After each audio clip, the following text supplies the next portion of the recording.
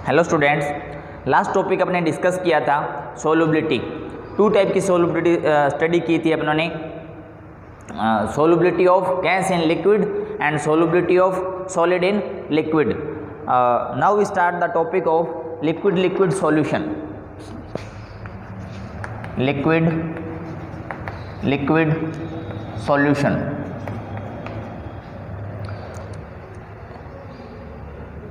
Liquid liquid solution जो है, इसके अंदर अपने टॉपिक स्टडी करेंगे वेपर प्रेशर। Vapour pressure. तो लिक्विड लिक्विड सॉल्यूशन जो है इसकी सोल्यूबिलिटी डिस्कस नहीं करेंगे, क्योंकि लिक्विड लिक्विड जो सॉल्यूशन होता है वो सोल्यूट एंड सॉल्वेंट दोनों अगर लिक्विड टाइप के होते हैं तो उसकी सोल्यूबिलिटी जो है वो शो करते हैं इजीली। बट इसके अंदर अपने नया टॉपिक स्टडी करने जा रहे हैं वेपर प्रेशर। तो देखो, पहले अपने चेक करते हैं कि वेपर प्रेशर जो है वो होता क्या है। ये अपने कोई कंटेनर लिया है, इसमें लिक्विड डाल दिया। क्या डाला है? लिक्विड। और ये जो कंटेनर है क्लोज्ड कंटेनर है। तो जो लिक्विड होते हैं वो गैसेस के अंदर चेंज हो जाते हैं, और इस कंडीशन में क्या होता है कि यहाँ पे जो से लिक्विड का कोई एक पार्टिकल है वो जाएगा और किस में चेंज हो जाएगा? गैस में। किस में चेंज हो जाएगा? गैस में। इधर गैस के एक कोई एटम, मॉलिक्यूल या पार्टिकल, ये जो कंडीशन होती है इसको बोला जाता है इवेपोराइजेशन। क्या बोला जाता है? इवेपोराइजेशन। इसकी स्टडी अपने पहले कर चुके हैं, वेपोराइजेशन या इवेपोराइजेशन। और जब यहाँ से क्या होता है कि ये जो स्पेस होता है इसमें गैस की कंसंट्रेशन अगर हाई हो जाए तो ये जो गैस है ये वापस लिक्विड में चेंज हो जाती है, और इसको बोला जाता है कंडेंसेशन। क्या बोला जाता है? कंडेंसेशन। तो देखो, अपने बात करते हैं कि जब इवेपोराइजेशन और कंडेंसेशन की जो प्रोसेस है वो अगर इक्वल हो जाए तो वो जो कंडीशन है वो इक्विलिब्रियम कहलाती है।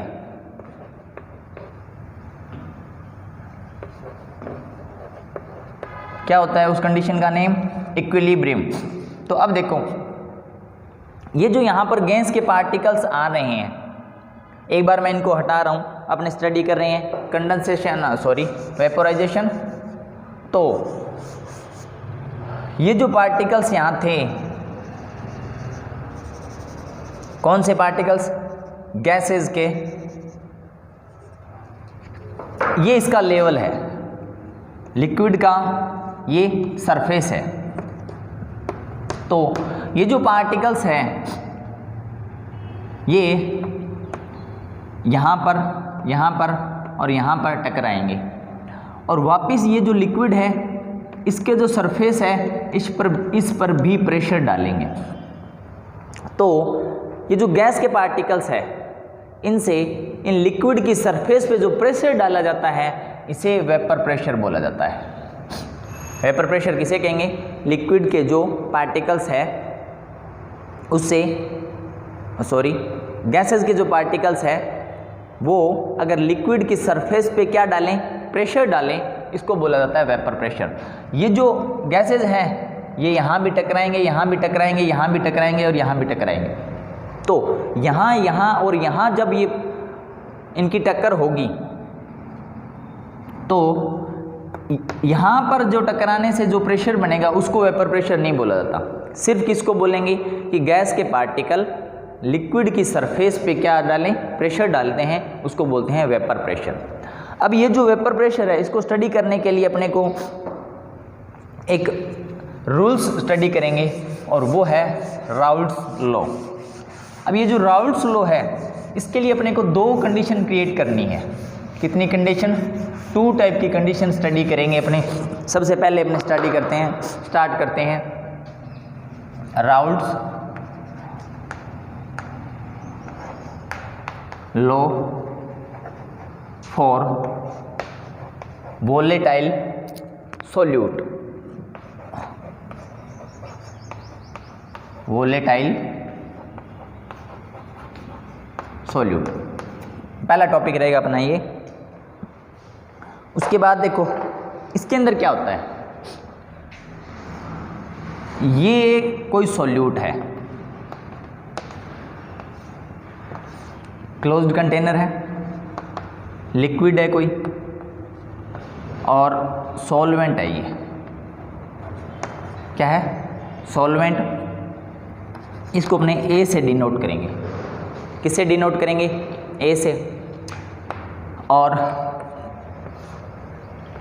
ये लिया सोल्यूट, ये भी लिक्विड है क्योंकि अपने जो टॉपिक स्टडी करें हैं वो लिक्विड लिक्विड सॉल्यूशन का है। ये भी क्या है, लिक्विड। ये क्या है, सोल्यूट। और इसे अपने किससे डिनोट करेंगे, बी से डिनोट करेंगे। इन दोनों को मिक्स किया और मिक्स करने पे, इन दोनों को मिक्स करने से एक सॉल्यूशन की फॉर्मेशन हुई। किसकी फॉर्मेशन हुई, सॉल्यूशन की। ये बन गया सॉल्यूशन।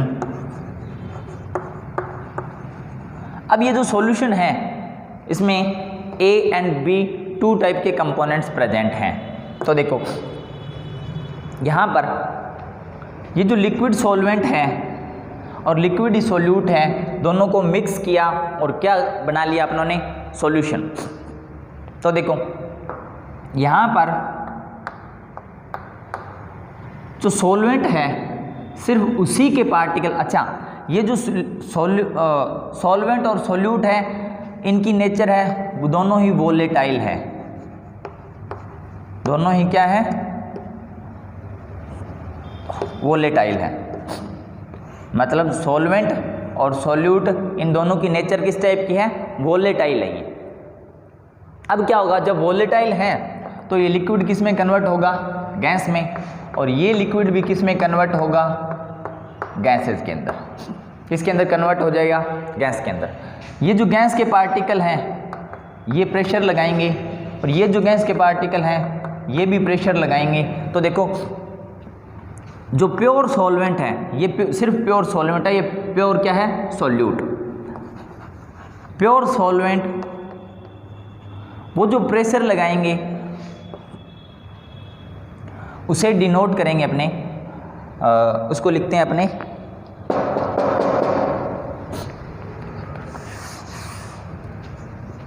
वेपर प्रेशर ऑफ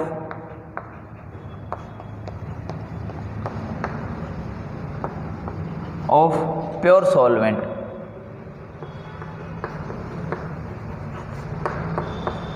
जो ये जो गैसेस के पार्टिकल्स हैं ये इसकी सरफेस पर, इस लिक्विड की सरफेस पर जो प्रेशर लगाएंगे उसे अपने डिनोट करेंगे पी नोट ए से। किससे डिनोट करेंगे, पी नोट ए से। तो vapour pressure of pure solvent क्या होगा, P note A. Clear. And mole fraction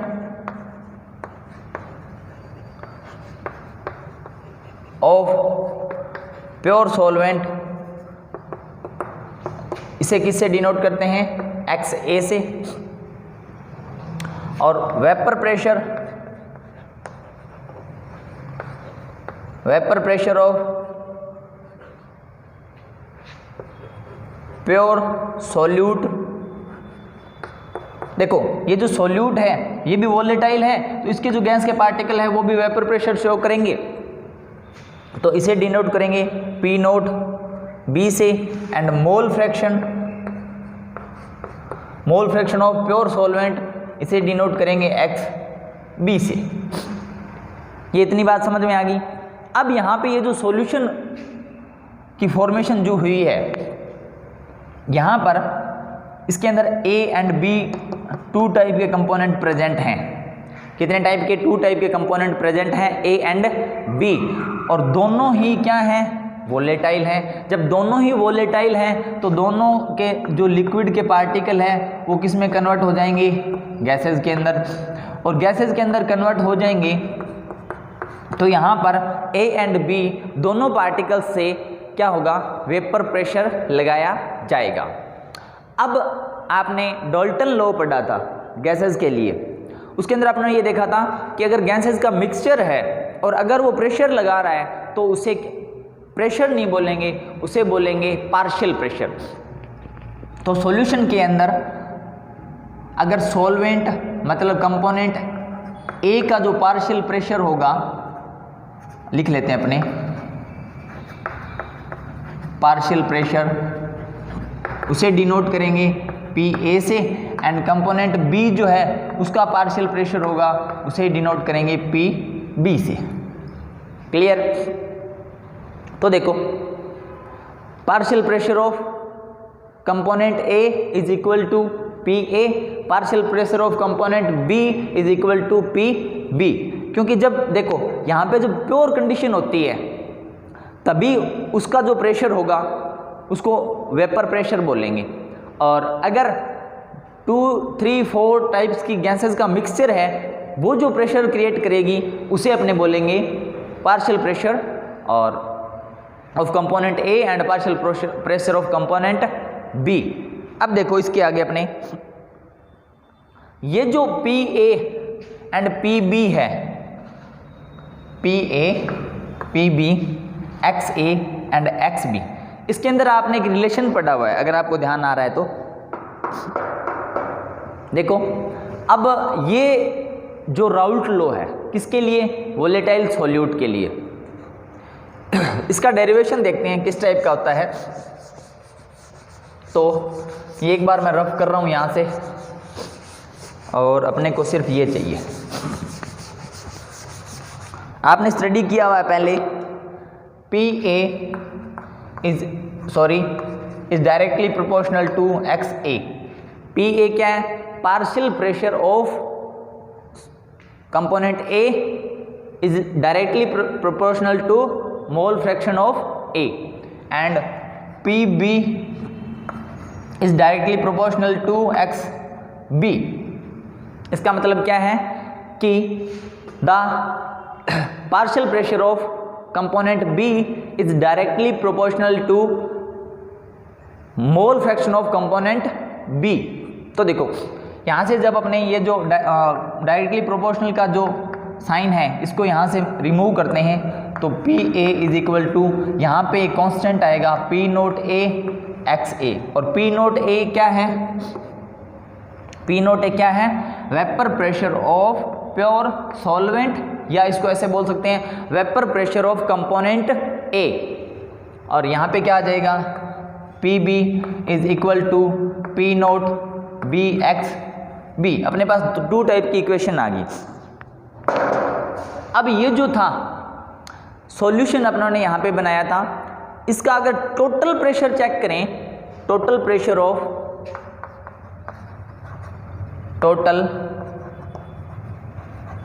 of solution, और उसे किससे डिनोट करेंगे, P से, और वो जो P है वो किसके इक्वल होगा, PA एंड PB के, क्योंकि जो सॉल्यूशन था उसके अंदर 2 कंपोनेंट हैं। अगर अपने पास 3, 4, 5 कितने भी कंपोनेंट हैं तो अपने टोटल कितना होगा कि जो पार्शियल प्रेशर सभी कंपोनेंट से लग रहा है उसके क्या होगा, सम होगा।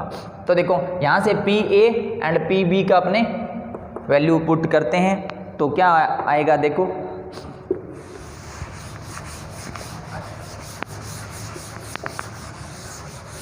सिंपल सा डेरिवेशन, आप फिजिक्स के डेरिवेशन पढ़ते हो उससे तो बहुत इजी है। PA की वैल्यू कितनी है, P naught A XA, and PB की वैल्यू कितनी है, P नोट B XB। आपने एक फॉर्मूला स्टडी किया था मोल फ्रैक्शन के अंदर, अगर आपको ध्यान है तो XA plus XB is equal to 1। यहाँ से XA की वैल्यू अपने पुट करेंगे तो 1 माइनस XB, तो XA की वैल्यू यहाँ पे रख दो, क्या आ जाएगा, P naught A 1 minus XB plus P naught B X B, ये आ गया। इसको अंदर मल्टीप्लाई करो, पी नोट ए इसको 1 से करेंगे और फिर माइनस, फिर इसको एक्स बी से करेंगे, पी नोट ए एक्स बी प्लस ये क्या है, P note B X B. अब देखो ये जो प्लस और माइनस के जो साइन हैं इसको मैं चेंज कर लूँ, ये वैल्यू है, ये वैल्यू इसको उधर रख लेते हैं, इसको इधर, तो P note A plus P note B X B minus P note A x B. अब ये जो वैल्यू है इसमें से एक कॉमन आ रहा है अपने पास, और वो क्या है, पी नोट ए, इसको ऐसे कैसे लिख लेंगे, कॉमन क्या आ रहा है एक्स बी, और ये क्या अंदर क्या बचेगा, P note B minus P note A, और ये आ गया टोटल प्रेशर, क्या आ गया, ये टोटल प्रेशर आ गया। ठीक है, छोटा सा डेरिवेशन है, दोबारा से देख लेते हैं एक बार। P A is directly proportional to X A, P B is directly proportional to X B, sign हटाएंगे और क्या आ जाएगा, P note A and P note B. अब जो सॉल्यूशन का टोटल प्रेशर कितना होता है, P A plus P B के इक्वल होता है। यहाँ पे वैल्यू पुट की और यहाँ पे किसकी वैल्यू पुट की, किसकी, एक्स ए की, मल्टीप्लाई किया और क्या किया, कॉमन लिया, बस इतनी बात है। तो ये टोटल प्रेशर आ गया राउल्ट्स लॉ के लिए। अब क्या है कि यहाँ तक तो बहुत इजी था, अब अपने इससे एक ग्राफ ड्रॉ करेंगे अपने, वो इम्पोर्टेंट है, और वो इतना इम्पोर्टेंट है कि उसी ग्राफ को अपने नेक्स्ट के टॉपिक आएंगे ideal and non ideal solution, उसके अंदर यूज करेंगे। तो यहाँ पर आप इसको अच्छे से स्टडी कर लेना कि जो ग्राफ होता है वो अपने कैसे बनाएंगे। देखो एक बार मैं ये यहाँ से ये हटा रहा हूँ,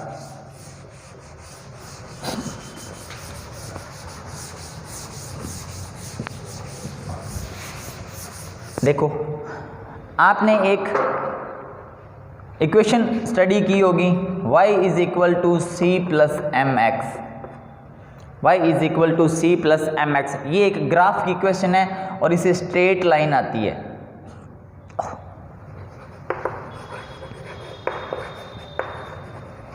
इसे क्या होता है, एक स्ट्रेट लाइन ड्रॉ होती है।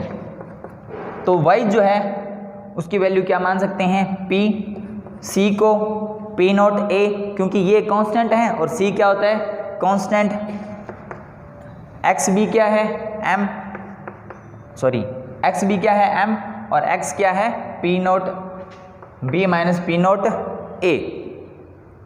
अभी अपने एक ग्राफ ड्रॉ करेंगे और वो जो ग्राफ होगा वो होगा, इधर लेंगे अपने मोल फ्रैक्शन, इधर क्या लेंगे मोल फ्रैक्शन, एंड इधर इस साइड लेंगे अपने वेपर प्रेशर। क्या लेंगे, वेपर प्रेशर। ये जो ग्राफ है थोड़ा सा अलग टाइप का है, आज तक आपने ऐसे ग्राफ शायद स्टडी नहीं किए। देखो ये जो पॉइंट है यहाँ पे अपने सपोज करते हैं x a is equal to 1। अब इस साइड जाएंगे तो एक्स ए की वैल्यू जो है वो धीरे धीरे क्या हो रही है, कम हो रही है, और वो कितनी हो जाएगी, 0। तो देखो जहाँ पे एक्स ए 1 आ गया, आपने फॉर्मूला पढ़ा था x a plus x b is equal to 1। तो अगर एक्स ए की वैल्यू 1 आ गई तो एक्स बी यहाँ पे कितना है, x b is equal to क्या है, 0, क्योंकि यहाँ पे 1 और प्लस में 0 रखेंगे तभी तो इक्वल 1 आएगा। तो यहाँ एक्स बी की वैल्यू कितनी है, 0, और ऐसे इधर जाएंगे यहाँ पे एक्स ए 0 हो गया। अब देखो एक्स ए वहाँ पर क्या हो गया, 0, तो x b is equal to क्या हो जाएगा, 1 हो जाएगा। तो अपने पास एक जगह तो x a is equal to क्या है, 1, और दूसरी साइड अपने क्या रखेंगे, x b is equal to 1। अब देखो आपने रिलेशन पढ़ा था थोड़ी देर पहले, PA is directly proportional to XA and PB is directly proportional to XB। ठीक है, अब देखो, और ये जो यहाँ लिखते हैं दोबारा से, PA is directly, या फॉर्मूला ही लिखते हैं, P naught A XA, PB is equal to P naught B XB। तो देखो यहाँ पर XA की वैल्यू कितनी है 1, XA की जगह अपने क्या लिख देंगे, अगर 1 लिख देते हैं तो PA इज इक्वल टू क्या हो जाता है P नोट A, और यहाँ पर इस जगह ये जो पॉइंट है इस पे क्या है XB क्या है 1, XB 1 है तो PB is equal to P naught B, ये लिख देंगे, है ना। तो देखो यहाँ से स्टार्ट करते हैं अपने, ये लिया आपने P नोट A, क्यों लिया, क्योंकि यहाँ से PA की जगह अपने क्या लिख सकते हैं P नोट A, क्योंकि XA इज इक्वल टू क्या हो गया 1। क्लियर। अब देखो, अब आपने ये जो रिलेशन था ये कहाँ से आया था, ये आया था PA is directly proportional to XA, और PA जो है वो क्या है यहाँ पर P नोट A, अपने इसको किसको लेंगे P नोट A। तो जब अपने ऐसे इधर जाते हैं और x की वैल्यू क्या हो जाती है 0, तो मतलब PA डायरेक्टली प्रोपोर्शनल है XA के, XA की वैल्यू 0 होगी तो PA की वैल्यू 0 हो जाएगी, PA की वैल्यू 0 होगी तो P नोट A की भी क्या हो जाएगी 0। तो ये ग्राफ आएगा ऐसे। क्लियर। और ये ग्राफ किसका है, PA is equal to P naught A plus XA। अब यहाँ पे लेते हैं अपने P नोट B, XB की वैल्यू वापस वही आ जाओ, XB की वैल्यू कितनी आ गई 1, तो PB इज इक्वल टू क्या आ जाएगा P नोट B। जैसी बात अपने यहाँ की है वैसे ही अपने यहाँ करेंगे। क्लियर। तो PB की जगह अपने क्या डिनोट कर सकते हैं P नोट B। क्लियर। तो देखो PXB जब ये इस साइड आ रहा है तो ये क्या हो रहा है 0 हो रहा है, इस साइड आ रहा है तो क्या हो रहा है 0, या यहाँ से स्टार्ट करते हैं तो जब अपने इधर से इधर जाते हैं तो XB की वैल्यू क्या हो रही है इंक्रीज हो रही है, XB की वैल्यू इंक्रीज हो रही है तो P is directly proportional to XB। अगर XB इंक्रीज हो जाए तो XB इंक्रीज हो रहा है तो PB भी क्या हो जाएगा इंक्रीज, और PB इंक्रीज हो जाएगा तो P नोट B भी क्या हो रहा है इंक्रीज। तो ये जो वैल्यू है और इसका जो ग्राफ है ये आता है ऐसे। अब देखो, अब आपके दिमाग में एक बात चल रही होगी कि भाई ये तो वैल्यू अपनों ने कम ली और ये वैल्यू अपनों ने क्या ली ज़्यादा ली। तो देखो अपने जो भी एक सॉल्यूट और सॉल्वेंट लेंगे तो ए बी तो अपनी जो है मानी हुई कंडीशन है, सपोज किया हुआ है उनको, तो है ना। तो उसमें जो एक वैल्यू होगी, चाहे कंपोनेंट कोई सा भी मान लो, ए बी को कैसे ही मान लो, तो उसमें एक कंपोनेंट का जो वेपर प्रेशर होगा वो ज़्यादा होगा, दूसरे का वेपर प्रेशर क्या होगा कम होगा। अब ये क्यों होगा, क्योंकि जो सॉल्वेंट होता है उसका वेपर प्रेशर अपने ज़्यादा मान सकते हैं, और उसका ज़्यादा क्यों मान सकते हैं, क्योंकि जो नंबर ऑफ XA या मोल फ्रैक्शन ऑफ सॉल्वेंट वो क्या होता है हाई होता है, किससे मोल फ्रैक्शन ऑफ सॉल्यूट से। तो इसको XA मान लो, B मान लो, उससे कोई फर्क नहीं पड़ता, मानी हुई चीज़ें हैं। ठीक है। अब एक ग्राफ और आएगा, ये ग्राफ किसका है, ये है PB is equal to P naught B plus XB। अब एक ग्राफ और आता है, ये रहेगा P is equal to PA plus PB। तो देखो ये ग्राफ आता है ऐसे, ये किसका ग्राफ है, इस P का।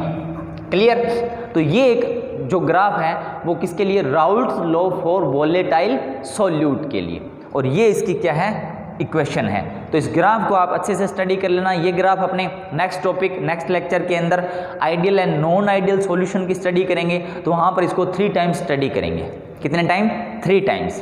क्लियर। तो देखो अपने इसके सेकंड पोस्टुलेट्स की बात करते हैं, और वो क्या है वो देखते हैं अपने, Raoult's law for non volatile solute, Raoult's law for non volatile solute.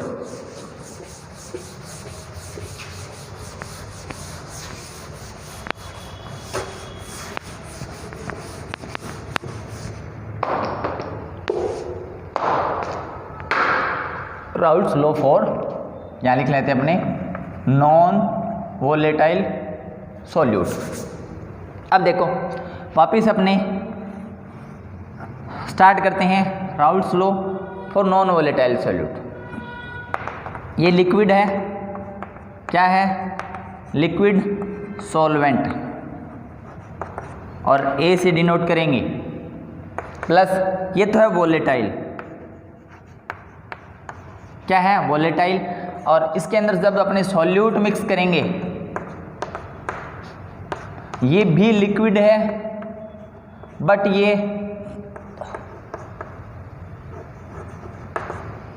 Non volatile है, नॉन मतलब ये जो है ये वेपर में कन्वर्ट नहीं होगा। क्या बना, सॉल्यूशन, सॉल्यूशन, ये सॉल्यूशन की फॉर्मेशन होगी, दोनों को मिक्स करेंगे क्या बन जाएगा, सॉल्यूशन। अब आप यहाँ पर एक चीज़ देखो, इसका जो वेपर प्रेशर था, यहाँ पे गैस के पार्टिकल्स होंगे और उनका एक प्रेशर लगेगा, उसे वेपर प्रेशर बोला गया था और इसे डिनोट किया गया था पी नोट ए। पी नोट ए क्या होता है, vapour pressure of pure vapour pressure of pure solvent, या आपने कैसे बोल सकते हैं, वेपर प्रेशर ऑफ कंपोनेंट ए। अब ये लिक्विड जो है इसे बी से डिनोट करेंगे, कौन सा लिक्विड है ये, सॉल्यूट। इसकी खास बात क्या है, this is non volatile liquid. ये जो है ये लिक्विड गैस में कन्वर्ट नहीं होगा। तो देखो अब आप एक चीज देखो, यहां पर गैस के पार्टिकल्स होंगे, यहां पर भी वेपर प्रेशर लगेगा, इसको पी ए से डिनोट करेंगे। पी ए क्यों डिनोट करेंगे, क्योंकि ये जो वेपर प्रेशर होता है वो पार्शियल प्रेशर होता है, ठीक है। अब पार्शियल प्रेशर इसके इक्वल आ जाएगा, कैसे देखते हैं अपने, देखो एक चीज देखो, सपोज दैट यहाँ पे आप मान लो, अच्छा एक बात मैं बता देता हूँ कि जो लिक्विड की जो सरफेस होती है, उसी सरफेस के जो पार्टिकल्स होते हैं लिक्विड के, वही गैस में कन्वर्ट होते हैं। दोबारा से बोल रहा हूँ, लिक्विड की सरफेस के जो पार्टिकल्स होंगे वही गैस के अंदर क्या होंगे, कन्वर्ट होंगे। तो देखो यहाँ पर आप ये मानो कि 10 पार्टिकल है, कितने पार्टिकल्स हैं मान लेते हैं, 10 पार्टिकल्स प्रेजेंट हैं यहाँ पर, क्लियर। और ये जो है ये तो नॉन वोलेटाइल है, ये तो गैस में कन्वर्ट हो ही नहीं रहा, तो यहाँ पर जो वेपर प्रेशर लगेगा वो कितने पार्टिकल्स के बिहाव पे लगेगा, 10 पार्टिकल्स। अब देखो ये इसकी सॉल्यूशन की सरफेस, यहाँ पे भी टोटल 10 पार्टिकल्स ही हैं, टोटल कितने हैं, 10 पार्टिकल्स। अब आप एक चीज देखो, इसमें सोल्यू, या अगर अपने माने कि टोटल के टोटल जो 10 पार्टिकल्स हैं वो सॉल्वेंट के तो नहीं है, क्यों, क्योंकि इसमें क्या मिक्स है, सॉल्यूट भी मिक्स है। तो आप ये सोचो कि यहाँ पर जो सॉल्वेंट के पार्टिकल्स कितने हैं, सपोज 7, कितने हैं 7, और सॉल्यूट के कितने हैं 3 पार्टिकल्स प्रेजेंट हैं। तो यहाँ पर जो वेपर प्रेशर लगेगा, यहाँ पर जो वेपर प्रेशर लगेगा वो सिर्फ और सिर्फ ये किसके द्वारा लगेगा, 7 पार्टिकल्स के द्वारा, क्लियर है। दोबारा से देख लो, टोटल पार्टिकल्स कितने, 10, वेपर प्रेशर कितने पार्टिकल से, 10 पार्टिकल से, टोटल पार्टिकल्स कितने, 10 पार्टिकल प्रेजेंट हैं, बट सॉल्वेंट के पार्टिकल सरफेस पे कितने हैं, 7। और मैंने आपको ये बताया कि जो सरफेस के पार्टिकल्स होते हैं वही गैस में कन्वर्ट होते हैं, क्लियर। और सॉल्यूट के कितने पार्टिकल्स हैं यहाँ पर, सिर्फ 3। कितने पार्टिकल्स हैं, 3 पार्टिकल्स। तो देखो अभी अपने बात करते हैं, ये है PA, तो इसके लिए अपने ये देखते हैं, इसका जो Raoult's law for non volatile solute होता है, ये जो Raoult's law for non volatile solute है, इसके लिए अपने डेरिवेशन चेक करते हैं। तो देखो यहाँ पर आपको पता है PA is directly proportional to XA and PB तो यहाँ पे है ही नहीं, क्यों, क्योंकि ये जो B है, B क्या है, सोल्यूट जो है वो क्या है, नॉन वॉलेटाइल है, तो ये गैस में कन्वर्ट नहीं हो रहा। तो देखो इसको यहाँ से अगर अपने हटाते हैं, P A is equal to P note A X A, ये आपको पता है। अगर अपने टोटल प्रेशर देखेंगे तो क्या होता है, total pressure for solution, total pressure for solution वो किसके इक्वल होगा, पी ए के, क्योंकि पी बी भी तो है नहीं यहाँ पर, तो इसमें यहाँ पर ये वैल्यू पुट कर देते हैं, तो क्या आ जाएगा, P is equal to P note A X A, और एक्स ए की वैल्यू अपने पहले जो डेरिवेशन के अंदर लिखी थी आपको ध्यान है, x a is equal to 1 minus x B, ये लिख सकते हैं अपने, P is equal to P note a 1 minus x B. अब आपको पता है क्या करना है, अंदर मल्टीप्लाई करेंगे पी नोट ए माइनस पी नोट ए एक्स बी, ये अपने पास टोटल जो क्या आ गया, प्रेशर आ गया। और ये किसके लिए है, नॉन वोलेटाइल सॉल्यूट के लिए टोटल प्रेशर अपने यहाँ पे कैलकुलेट कर सकते हैं। ठीक है, अब देखो यहाँ से अपने इसको थोड़ा सा आगे और बढ़ाते हैं, अपने इसको ऐसे लिख सकते हैं, p note A x b is equal to P note A minus P a. यहाँ से अपने ये लिख सकते हैं, ये जो है P note A minus P A, ये है डेल्टा पी, डेल्टा पी क्या चीज़ है ये, डेल्टा पी, और इसे बोलते हैं लोअरिंग ऑफ वेपर प्रेशर। इसे क्या बोलते हैं, लोअरिंग ऑफ वेपर प्रेशर, सिर्फ इसको। ठीक है, अगर यहाँ से अपने एक्स बी की वैल्यू कैलकुलेट करनी हो तो अपने क्या डिनोट करेंगे, P note A minus P A upon P note A, ये किसकी वैल्यू आ गई, एक्स बी की। और ये जो अपनों ने कैलकुलेट किया है यहाँ पे, इसका भी एक स्पेशल नेम होता है और इसे बोलते हैं relative lowering of vapour pressure. क्या बोलते हैं इसे, relative lowering of vapour pressure. और ये जो है ये क्या है, सिर्फ लोअरिंग ऑफ वेपर प्रेशर। अब देखो यहाँ पर एक आपके थोड़ा सा कंफ्यूजन चल रहा होगा अभी तक, अगर आपने जितने टॉपिक स्टडी किए हैं, अपने 3 रूल स्टडी कर लिए, अगर आपको याद है तो साथ साथ पढ़ रहे हो तभी पता है, वरना नहीं पता होगा। जो लोग साथ साथ नहीं वीडियोस वगैरह नहीं देख रहे उनको कुछ पता नहीं है। तो देखो कुछ कंफ्यूजन होगा जब आप यहाँ तक पहुँच जाओगे तो, और कंफ्यूजन क्या होगा वो देखो आप। कंफ्यूजन ये होता है, आपने एक स्टडी किया हेनरी लॉ, फिर आपने स्टडी किया डाल्टन लॉ, फिर आपने स्टडी किया राउल्ट लॉ। तो देखो हेनरी लॉ के अंदर भी यही पढ़ा था अपने, P A directly proportional to X A. Dalton law के अंदर भी अपनों ने ये स्टडी किया था, P A is directly proportional to X A. And Raoult law के अंदर भी अपनों ने यही स्टडी किया था, P A is directly proportional to X A. Clear? अब आप देखो यही P note A is directly X A है, ये भी यही है और ये भी यही है, तो इनमें डिफरेंस क्या है आपको डिफरेंस पता होना चाहिए। ये जो है वो था गैस लिक्विड सॉल्यूशन के लिए, हेनरी लॉ किसके लिए था, गैस लिक्विड सॉल्यूशन के लिए। क्लियर? और ये जो डाल्टन लॉ था ये था मिक्सचर ऑफ गैसेज, किसके लिए था, मिक्सचर ऑफ गैसेज के लिए। और ये जो राउल्ट्स लॉ है ये है लिक्विड सॉल्यूशन के लिए। तो आपको ये 3 चीज़ें पता होनी चाहिए, कंफ्यूजन नहीं होना है। सारा कुछ है सेम, थोड़ा सा फर्क है। ये तो अपने स्टडी किया था गैस लिक्विड सॉल्यूशन के लिए, और ये था मिक्सचर ऑफ गैसेस के लिए, और ये था लिक्विड सॉल्यूशन के लिए।